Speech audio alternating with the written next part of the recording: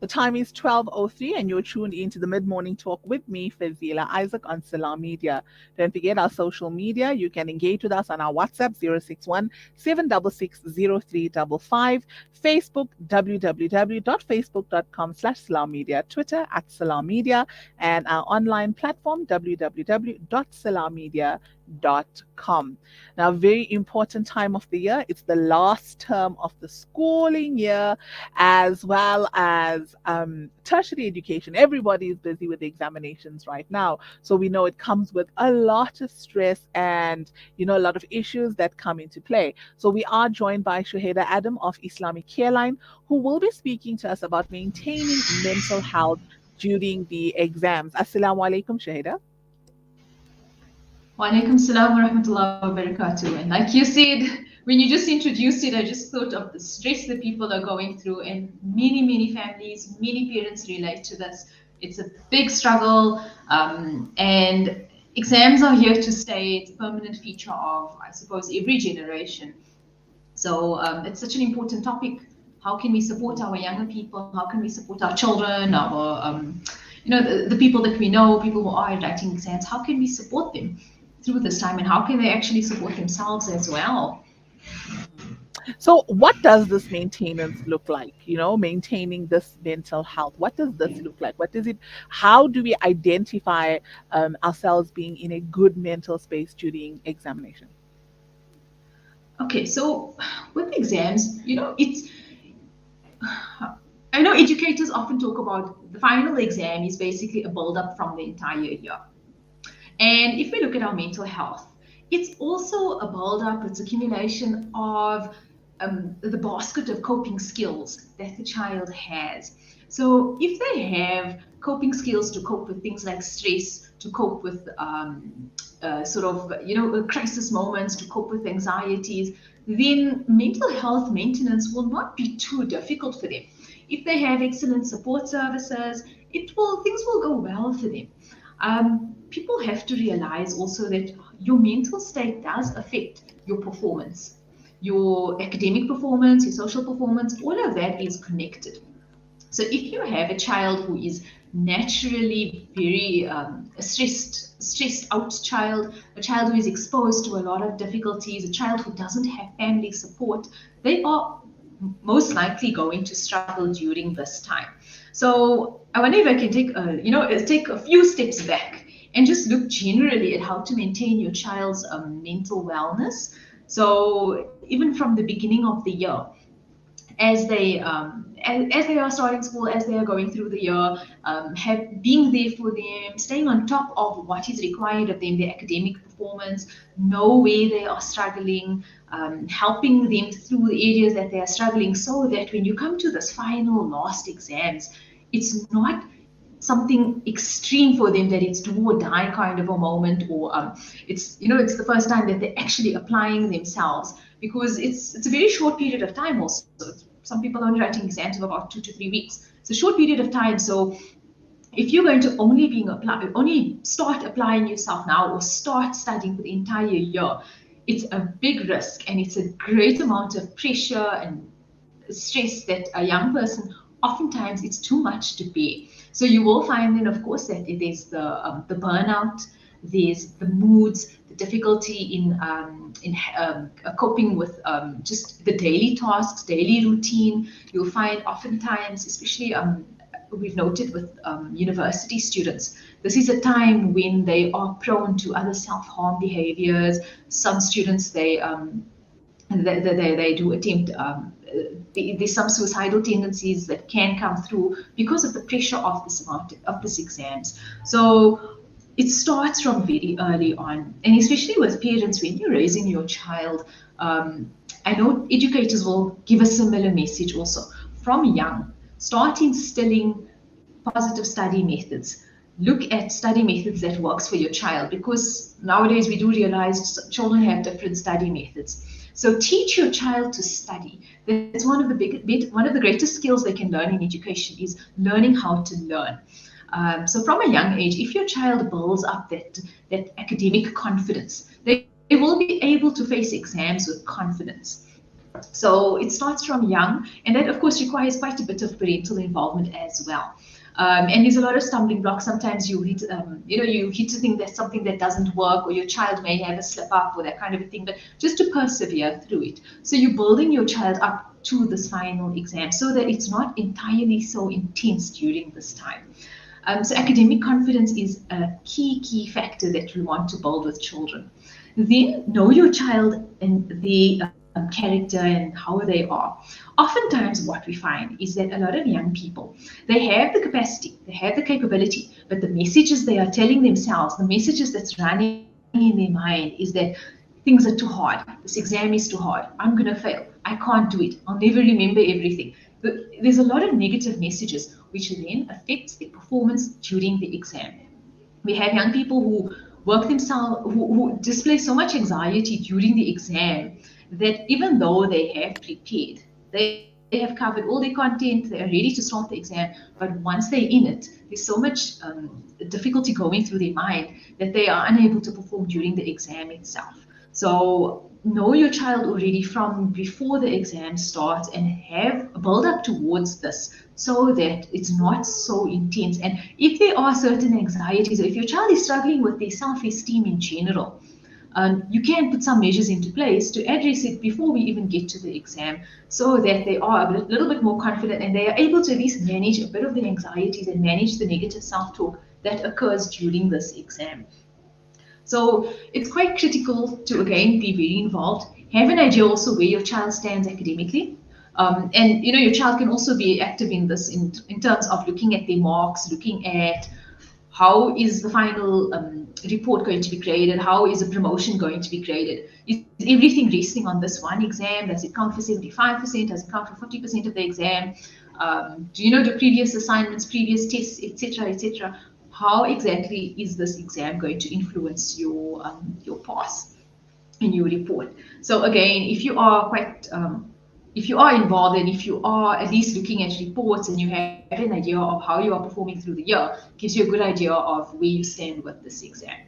So that's just sort of being involved. But in terms of just daily care, so when it's times of stress, oftentimes we forget to look after ourselves, or we just don't.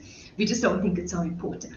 But how often have we seen young people? They are so sleep deprived, they're barely eating, and we expect them to go through something as tough as an exam. It's almost like running a marathon. You would prepare for a marathon, you have nutrition, you make sure your energy levels are up to standard when you are going for some physical exercise. So this is mental exercise. So it has to be up to standard so that the child has the ability to see the exam period through.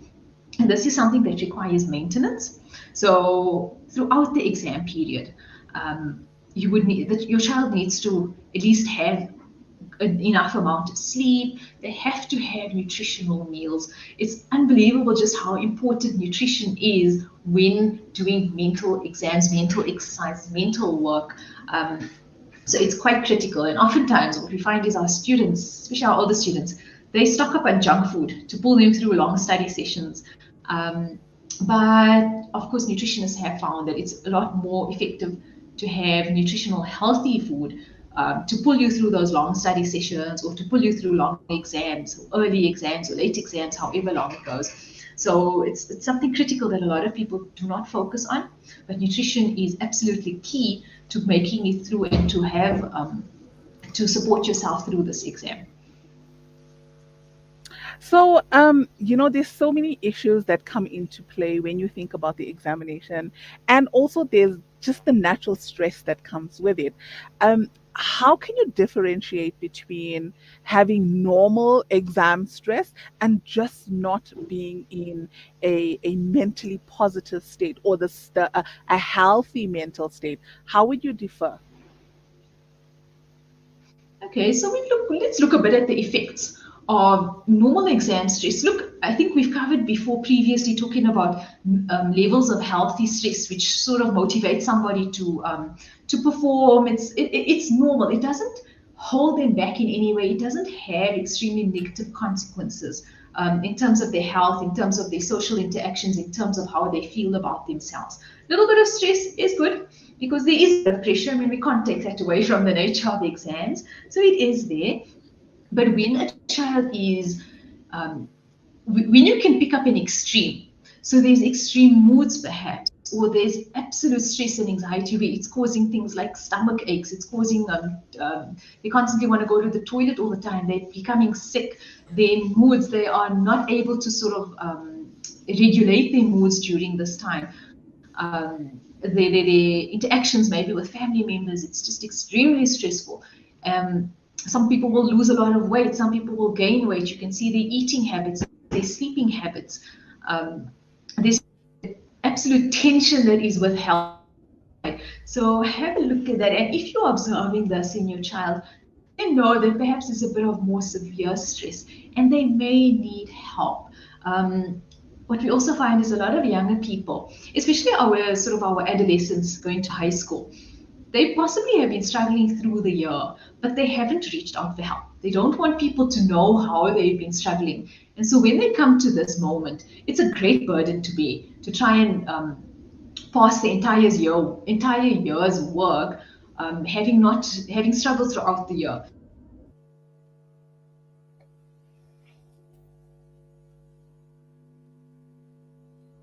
I think we're having a bit of a network. Yeah, it's a bit of a network problem, but it's fine. We're going to take a quick short break. When we come back, we're going to get in touch with Shuhaida again and continue. Stay tuned.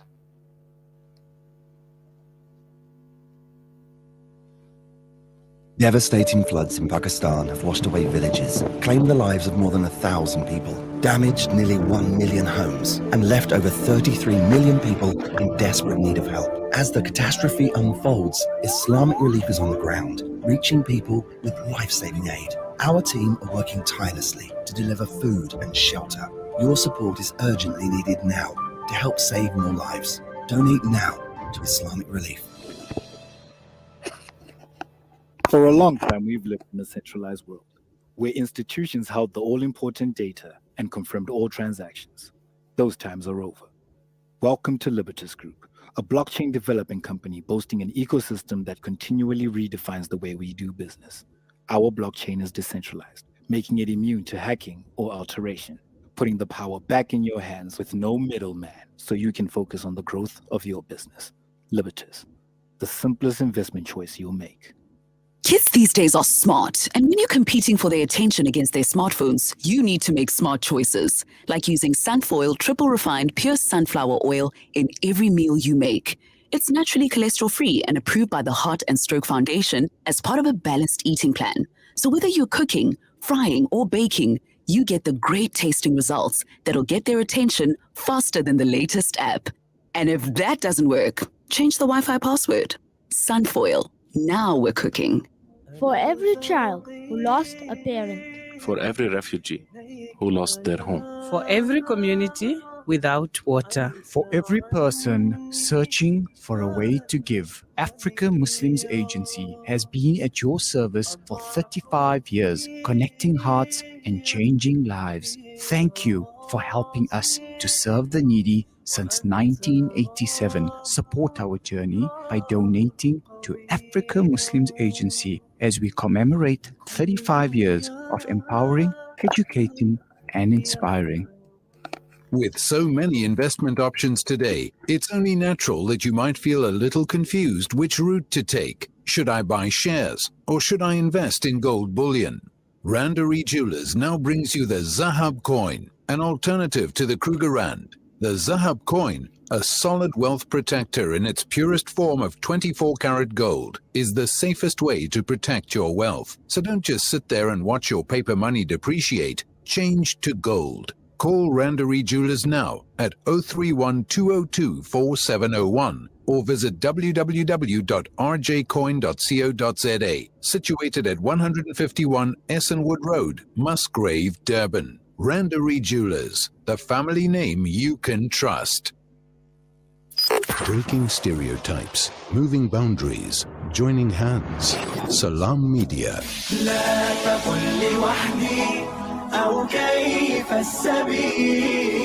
Humanity sets the agenda. Time is 12:18, and you're back with me, Fazila Isaac, on the mid-morning talk. We do have Shuhaida back with us. Shahida, okay. It seems like it's just the network. The power goes out in all of our areas, and this is usually what happens, but it's fine. We are working on getting Shahida back. She did make some very, very valid points there. It's important, especially when it comes to the support that you will receive from your parents, and also knowing that this does not start now. You cannot sit and expect to have a whole year's work and try to cram it in now in the last few minutes. It's better for you to understand that this starts from the beginning of the year or from the previous year in order to help you understand the work that you need for that specific period. Some of the tips that we can take away from this is getting family to support you.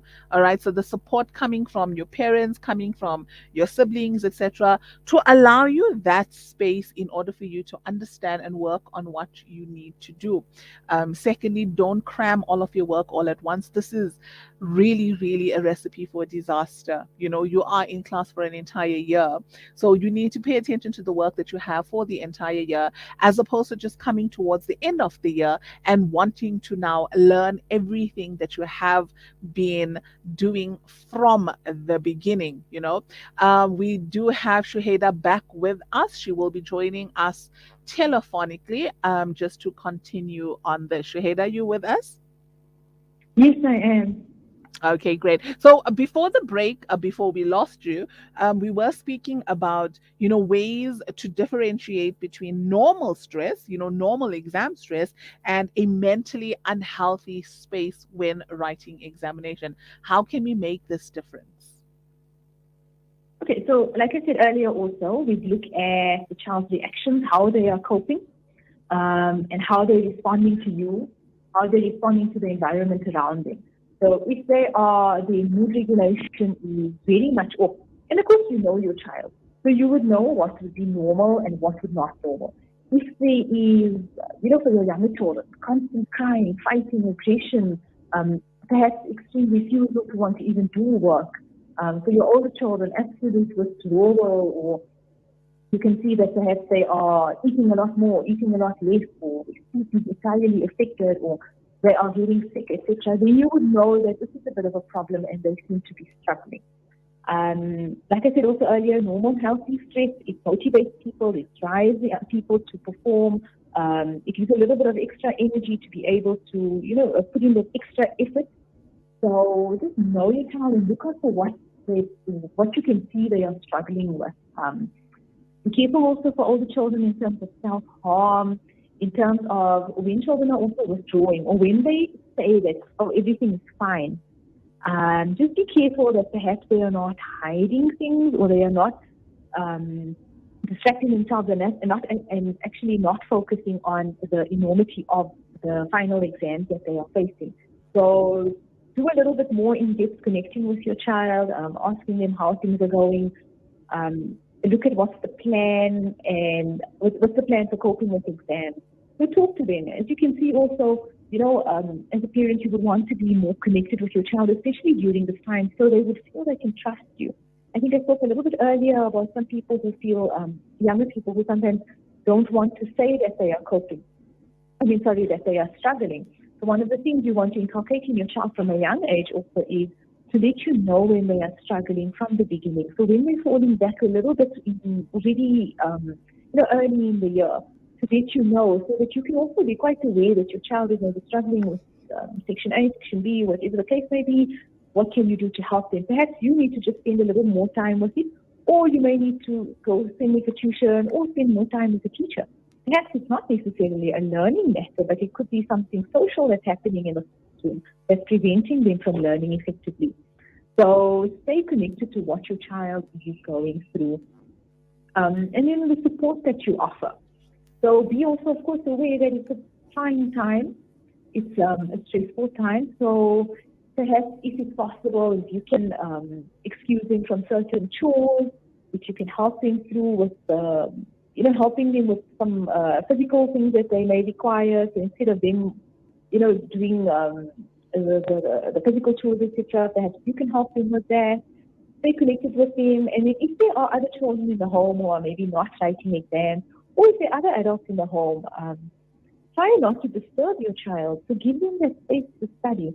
And I know, of course, in many homes there isn't that individual space. Not all children have their own room, or not all children have a separate study and separate study section. But if there is a shared space and the child is maybe studying in the kitchen, in the lounge, in a joint area, try to be as considerate as possible, trying to keep the home a bit quiet. If people are, listening to radio or watching TV, etc., try to, not to disturb the child. Or, if possible, trying to find them a place they can study. I know many students utilize the library during the day. So if you know your home environment is quite distracting for your child, perhaps try and take them to the library, spend time with them there while they are busy studying. Stay connected with them as much as possible so that you can support them. If there are other social difficulties or emotional difficulties happening in the home, for example, if there's conflict in the home, if the parents are perhaps going through a divorce, if there has been a recent a loss in the home, try to be as supportive as possible, or even if possible, maybe perhaps if the child has been going to therapy, etc., if they've been doing a lot of other interventions, and if it needs to be paused for now, try to help your child through that. So empower yourself a bit of how you can connect with your child and keep supporting them through this difficult time. And one other thing is that we have to also recognize perhaps when the environment or when the social, the family matters are actually affecting the child and they really are not in a space to write the exam. Even for your students, are they mentally okay to write the exam because of the social matters that are happening in the home? If there's no conflict, the parents are going to divorce, if there's maybe been a death in the family, try to recognize if your child is okay to write the exam. And if they're not, speak to the school about what can be done around it. Sometimes, especially for younger children, there are certain ways around it. Some schools are quite understanding. Some teachers are willing to help the child through. We may understand that there's some difficulty. They're willing to help the child with alternative measures in place. So again, staying connected with school systems, building up a nice support system for your child as well to help them through this exam. And one key thing, of course, is strategizing with the study plan. From a young age, the children should know about how to go about studying, knowing what work they need to cover, and what would be a healthy time to study. Some children, I know they learn a lot better in the morning, or they learn better in the afternoon or during the day, etc. So know your child and the energy patterns and try to plan around that. And of course, give them breaks in between. So, a younger child cannot sit for 2-3 hours straight learning work. So they would need a break in between, give them some time to maybe go play outside or take a little break, whatever it is, whatever works for you in your environment, your home at that time. So just for your younger children, you would need to take the lead in terms of helping plan how to study and having a plan for coping with the exam. And for your older children, if they are capable, you can let them decide how they want to go about it, and you can sort of step in there. But just stay connected with them, so that you can sort of offer them some advice or help them make these study plans more effective. There's something that I was just thinking about now. So a lot of the students, okay, it's not easy, especially with the kids now. How do you determine then, is this child just because they are able to use such niceties to actually work against you, where they just don't want to do anything anymore. They don't want to even listen to what you are saying, and just want to use the examination as as a scapegoat to then not do some of the chores that they should do. Do you think we should actually maintain a balance as opposed to just not letting them do any work at all? Strike a balance, be like, okay, you know what, you can do something, a certain amount of things, but not just allow them to just continue and be at it. Because do you not think that this is going to, when they are much older, take away their ability to then handle different issues while dealing with something like exams? Yes, so the balance is key. So, of course, you don't want to overburden them, because recognizing now they have this extra the extra requirements of the exam. But balance is key. There's certain perhaps things that they would be able to still do. And earlier when I said also that they would need to take breaks, you can come to sort of a negotiation with your child that during the break they can then maybe do certain chores that would be outstanding, etc. So balance even during like going to school during the exam, etc. The transport home, etc. It's not ever going to be really perfect. They still have to cope with the environment around them, but just the extra support. So balance is key, and oftentimes children, they don't mind a break from studying, so they actually don't mind doing a little bit of extra chores because it is a break. But I don't know if it's entirely possible for families to completely allow the child to entirely only focus on exams. There are certain families who have done it. I'm not sure entirely how effective it would be, because your child, oftentimes when they're focusing too much on studies, it can lead to burnout. So ultimately then it's not entirely too effective. Because if you have a child who's now burning out and who is overwhelmed by all of this work, then ultimately they're not really going to perform within the exam. So although a parent may feel that I want them only to focus on exams, it may not have the desired outcome in the end. So balance is key with your child. And also relationship building, it still needs to be there during that time. So if we're shutting the world out, so then everybody also focusing only on exams, we're not going to benefit from social interactions, warm social interactions. And those have a great benefit, and it can be a great source of support. A little bit of motivation for the child, especially children who have sort of negative thought patterns, who have irrational anxiety and negative self-perception, where they're telling themselves messages that are not actually true. They're telling themselves how hard things are, what they can't do, etc. They've got a lot of negative messages to themselves. That can help. You can help dispel them through their social interactions and not sort of shutting them out and, isolating them and confining them just to their books and just to their schoolwork. So it's quite key to have balance and allow them a little bit of social time, a little bit of free time, etc. They need to be able to do that so that it can also give them that, it helps empower them to facing this exam and also dealing with the aftermath afterwards. If things don't go according to plan, and I think that's maybe a topic we can talk about next month again.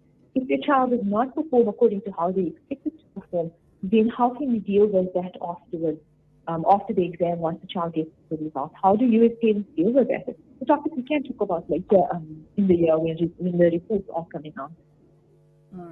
And just in closing, should we find somebody or one of our kids and students who find themselves in that negative mental space, how do we get them back on, or how can they get themselves back on track where they are in a better mental space in order for them to continue? Because sometimes like mid-exam, then you find that, okay, this child is now, not okay. So how can we bring them back at that point?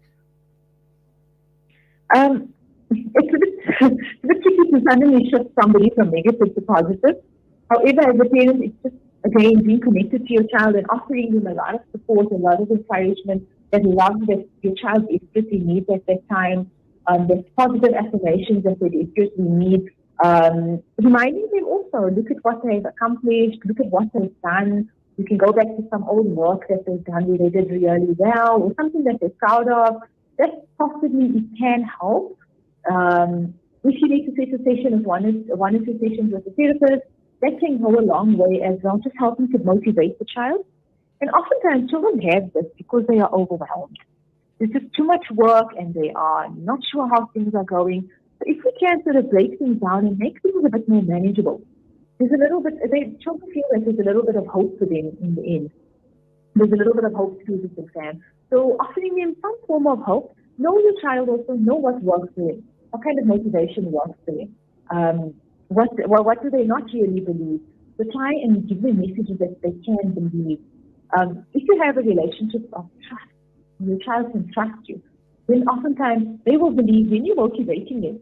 They believe the words that you say and that motivation and that encouragement that you have. They can then believe it. If they don't believe it, you want to start small and try to offer basic encouragement to them, a little bit of praise, and see how that goes. And then you build on from there. And of course the support and letting them know no matter what the outcome is, you will still love them, you will still support them, and you will be able to deal with whatever the outcome is. So if they don't do well in the exam, because oftentimes our greatest fear is failure. If they don't do well in the exam, let them know that they will be able to cope moving forward and manage that. So that there isn't just that very black and white type of thinking that if I don't make it to the exam, the world is literally going to end. Okay, so you want to really build with your child, stay connected, and have a lot of positive and loving messages to them through this time. It's a great stressful time, and for parents, of course, it's stressful for you as well. So you also want to just see how can you adapt accordingly, inshallah. All right. So that was actually very beneficial. I just think, it's so important to have this now and to make sure that they are actually prepared and the family, because as always is important for your family to actually come through for you. And like you said, not just your parents, but, your siblings as well. It's not something easy, of course, especially when it comes to siblings, you know how they are. So, it's something that I feel like the parents should be taking more responsibility in, and making sure that the whole examination period and the whole examination timing that they have, and everything should be in place, but also, like you said, importantly, making sure that they strike a balance with that as well. Any last advices that you would have, Shuhaida? Yeah, I think again, just the exam is just a combination, a build-up, so develop and build towards it. And one of the critical things we can teach our children is to instill in them is discipline. If you have a child who is able to be a disciplined student, they will more likely to have academic confidence, which will then carry them through this exam, and they're happy enough to focus on what they need to do and then apply it. So it starts from a very young age, focusing on instilling discipline in your child, and in a very balanced way, not to be too extreme with the discipline that you offer, and having your child know how to study and their learning needs, what are their learning styles. If you build on all of this from a young age, by the time they get to the high school years or university years, they have a lot of confidence within themselves. So they will then be a lot more confident to face exams, and to, I won't say to breathe, but it will be a lot more manageable as they get older. So it's very important to build on, from a young age, to build on your child's capabilities. And inshallah, you will definitely be able to then see the outcome as they get older. Ameen. Jazakallah so much. Always a pleasure speaking to you, Shuhaida. Have a brilliant day until next week, inshallah. Assalamu alaikum. Wa alaikum assalam wa rahmatullahi wa barakatuh. So that was Shuhaida Adams giving us some brilliant insight into how to assist and maintain everybody who is writing the examinations now, whether they are adults, whether they are children, how to help them maintain a good mental health space, and making sure that they are not finding themselves in a place where they are stressed to the point of burnout. It is now 12:37. We're going to take our ad break. When we come back, we will be highlighting the upcoming Lenasia Color Charity Run. Stay tuned.